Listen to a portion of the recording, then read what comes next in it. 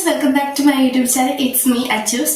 അപ്പോൾ ഇന്നത്തെ വീഡിയോ എന്ന് പറയുന്നത് എന്താ വെച്ചാൽ ഇതുവരെ നിങ്ങൾ കാണാത്തൊരു കണ്ടന്റുമായിട്ടാണ് ഞാൻ വന്നിട്ടുള്ളത്. കാരണം എൻ്റെ ഒരു കുട്ടി കമന്റ് ബോക്സിൽ ചോദിച്ചിട്ടുണ്ടായിരുന്നു സ്റ്റഡി ടിപ്സ് ചെയ്യാമോ ചേച്ചിന്ന്. അപ്പം ഞാൻ വിചാരിച്ചു എന്നാൽ ശരി സ്റ്റഡി ടിപ്സ് ചെയ്തേക്കാന്ന്.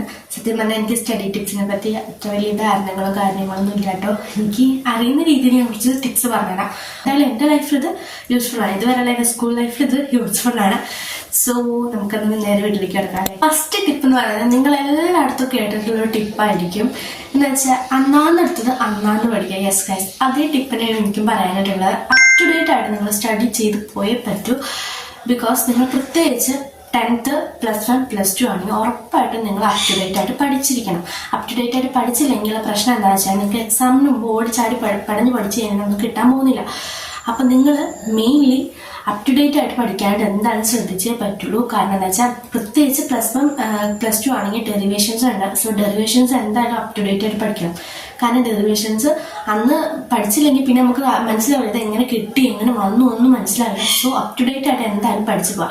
ഇനി സെക്കൻഡ് ടിപ്പ് എന്ന് പറയുന്നത് അപ് ടു ഡേറ്റ് സ്റ്റഡീനെ പറ്റി പറഞ്ഞിട്ട് തന്നെയാണ്. ഇപ്പം നമുക്ക് ഒരാഴ്ച അപ് ടു ഡേറ്റ് ആയിട്ട് പഠിച്ചു കഴിഞ്ഞാൽ ശനി ഞായറും നമുക്ക് ലീവ് ഉണ്ടാവും. മീൻസ് ശനി ഞായറും നമുക്കൊന്നും പഠിക്കാണ്ടാവില്ല. കാരണം വെള്ളിയാഴ്ച വരെ ടീച്ചർമാർ അന്നാന്നെടുത്ത് നമുക്ക് അന്നാന്ന് പഠിച്ചു പോകാം. അങ്ങനെയുള്ള ദിവസങ്ങളിൽ ശനി ഞായർ ദിവസങ്ങളിൽ നിങ്ങൾ ആ ഒരാഴ്ച പഠിച്ച് ഫുള്ള് കംപ്ലീറ്റ് ചെയ്ത് പഠിക്കാൻ ശ്രമിക്കുക.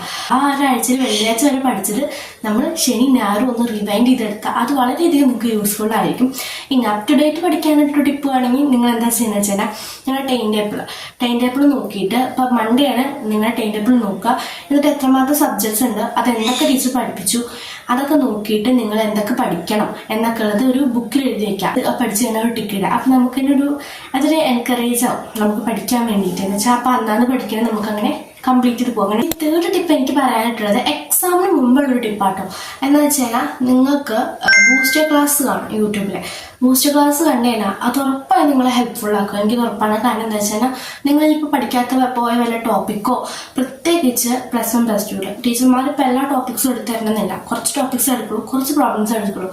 സോ എന്ന് വെച്ചാൽ ഇമ്പോർട്ടൻ്റ് ആയിട്ട് എല്ലാ ടോപ്പിക്സും എടുക്കും. ടീച്ചർമാർക്ക് അറിയുന്ന എല്ലാ ടോപ്പിക്സും ഇടും. പക്ഷേ ചില ടോപ്പിക്സ് മീൻസ് പല രീതിയിൽ നമുക്ക് പ്രോബ്ലംസ് ചെയ്യേണ്ടത് വരും. അങ്ങനത്തെ പ്രോബ്ലംസിനൊക്കെ നമ്മളിങ്ങനെ ബൂസ്റ്റർ ക്ലാസ് കണ്ടാൽ അത് വളരെയധികം ഹെൽപ്ഫുൾ ആയിരിക്കും. ബൂസ്റ്റർ ക്ലാസ്സിൽ നമുക്ക് അവർ പറഞ്ഞു തരുന്നുണ്ടാവും. ഇപ്പോൾ ഏകദേശം ഞാൻ അങ്ങനെ പറയാനുള്ള റീസൺ എന്ന് പറയുന്നത് എനിക്കൊരു കെമിസ്ട്രി എക്സാം പഠിക്കാൻ വേണ്ടി സ്റ്റഡി ലീവ് കുറേ ഉണ്ടായിരുന്നു. +1 പബ്ലിക് എക്സാമിൽ കേട്ടോ. അപ്പം അങ്ങനെ വരുന്ന ദിവസങ്ങളിൽ ഞാൻ ജസ്റ്റ് ഒന്ന് ബൂസ്റ്റർ ക്ലാസ് ഒന്ന് കണ്ടു നോക്കിയതാണ്. അപ്പോൾ എനിക്ക് മനസ്സിലായത് ഞാൻ പഠിക്കാത്തൊരു സാധനം ഒളിഞ്ഞു കിടപ്പുണ്ടായിരുന്നു.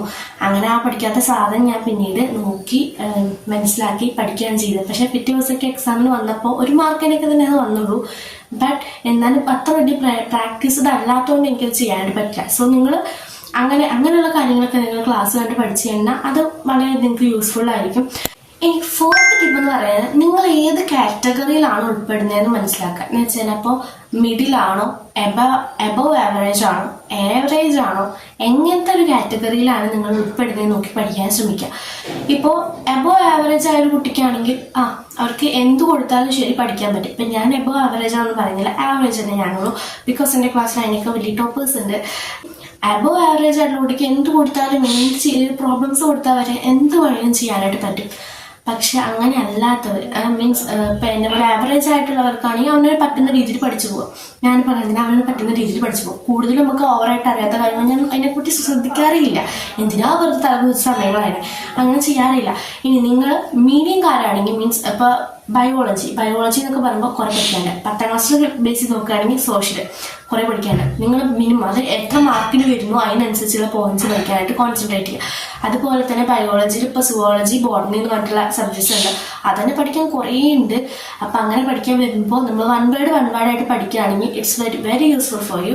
അപ്പോൾ നിങ്ങൾ അങ്ങനെ ഒന്ന് ട്രൈ ചെയ്യാൻ നോക്കാം കേട്ടോ. ഇനി 5th ടിപ്പ് എന്ന് പറയുന്നത് നമ്മൾ ബുക്കും പഠിപ്പിനെയും ഒന്നും ബേസ് ചെയ്തിട്ടല്ല, നിങ്ങളൊരാളെ ചാലഞ്ച് ചെയ്യുക എന്നിട്ട് പഠിക്കുക. അത് വളരെയധികം നിങ്ങൾക്ക് യൂസ്ഫുൾ ആയിരിക്കും. കാരണം എൻ്റെ ലൈഫിൽ വളരെ യൂസ്ഫുൾ ആയിട്ടുള്ള ടിപ്പാണ് കേട്ടോ അത്. ഇനി നിങ്ങളെ കളിയൊക്കെയാണ് ആ വ്യക്തി ഒരു വട്ടം ചോദിച്ച് കിട്ടിയില്ല, അപ്പോൾ നിങ്ങൾക്ക് അതിൻ്റെ ഒരു രീതിയിൽ ഒരു പക തീർക്കുന്ന രീതിയിൽ നിങ്ങൾ മാർക്ക് വാങ്ങി ആ കുട്ടിയുടെ മുന്നിൽ നിന്ന് കാണിച്ചു കൊടുക്കുക. അതൊരു വലിയൊരു ടിപ്പ് തന്നെ കേട്ടോ. നെക്സ്റ്റ് എനിക്കൊരു 6th ടിപ്പായിട്ട് പറയാനായിട്ടുള്ളത് എല്ലാവരും പറഞ്ഞു കേട്ടിട്ടുണ്ടാവും, എല്ലാവർക്കും ഒരു ലക്ഷ്യം വേണം, ലക്ഷ്യം വെച്ച് പഠിക്കണം. യെസ്, അത് തന്നെയാണ് എൻ്റെ ടിപ്പ്. നിങ്ങൾക്ക് എല്ലാവർക്കും ലക്ഷ്യം വേണം. എന്നുവെച്ചാൽ ലക്ഷ്യം ഇപ്പോൾ ഒരിക്കലും മാറിക്കൊണ്ടിരിക്കുക. ഉറപ്പാണ് ഒരു 10th വരെ ഒരു കാര്യത്തിനോടാവും നമുക്ക് ലക്ഷ്യം ഉണ്ടാവും. ഒന്നെങ്കിൽ ടീച്ചിങ് അങ്ങനെ ഇരിക്കും. പിന്നെ +1 +2 നമ്മളായിരിക്കും ഡോക്ടറായാലോ, ശരി. അത് കഴിഞ്ഞ് നമുക്ക് വേറെ ലക്ഷ്യം. എന്തൊക്കെ ലക്ഷ്യമാണ് ശരി, അത് എത്തണമെങ്കിൽ നമ്മൾ പഠിച്ചേ പറ്റൂ, എന്തായാലും പഠിച്ചേ പറ്റൂ. സോ നിങ്ങളുടെ മൈൻഡിലും അങ്ങനെ ഒരു ചെറിയൊരു ലക്ഷ്യം വെച്ച് നിങ്ങൾ പഠിക്കാൻ ശ്രമിക്കുക. അതെന്തായാലും നിങ്ങൾക്ക് വളരെയധികം യൂസ്ഫുൾ ആയിരിക്കും. ആ ലക്ഷ്യത്തിന് വേണ്ടി നിങ്ങൾ പ്രത്യേകിച്ച് വിമൻസിന്റെ കാര്യത്തിലാണെങ്കിൽ ഉറപ്പായിട്ടും ഒരു ലക്ഷ്യം വേണം. കാരണം അവർക്ക് ഇൻഡിപെൻഡന്റ് ആവേണ്ടത് വളരെയധികം ആവശ്യമാണ്. അപ്പൊ എനിക്കൊരു 7th ടിപ്പായിട്ട് പറയാനായിട്ടുള്ളത്, നിങ്ങളൊരു സ്ട്രെസ്സറായിട്ട് പഠിക്കാതിരിക്കാൻ ശ്രമിക്കുക കേട്ടോ. സ്ട്രെസ്സറായിട്ട് പഠിച്ചു കഴിഞ്ഞാൽ നിങ്ങൾ എക്സാം പേപ്പറിൽ എഴുതുന്നു സ്ട്രെസ്സർ എന്നുള്ള രീതിയിൽ തന്നെ നിങ്ങൾ എഴുതാനായിട്ട് പോകുന്നത്. സോ സ്ട്രെസ്സറായിട്ട് പഠിക്കാതിരിക്കുക. ബിക്കോസ് എനിക്ക് തന്നെ അങ്ങനെ എക്സ്പീരിയൻസ് ഉണ്ട്.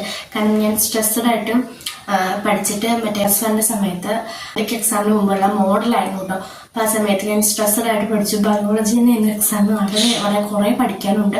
സോ അന്ന് രാത്രി എനിക്ക് ജലദോഷം ചുമയൊക്കെ ആയിരുന്നു വന്നിട്ട് ഞാൻ സ്ട്രെസ്സറായിട്ട് പഠിച്ചു.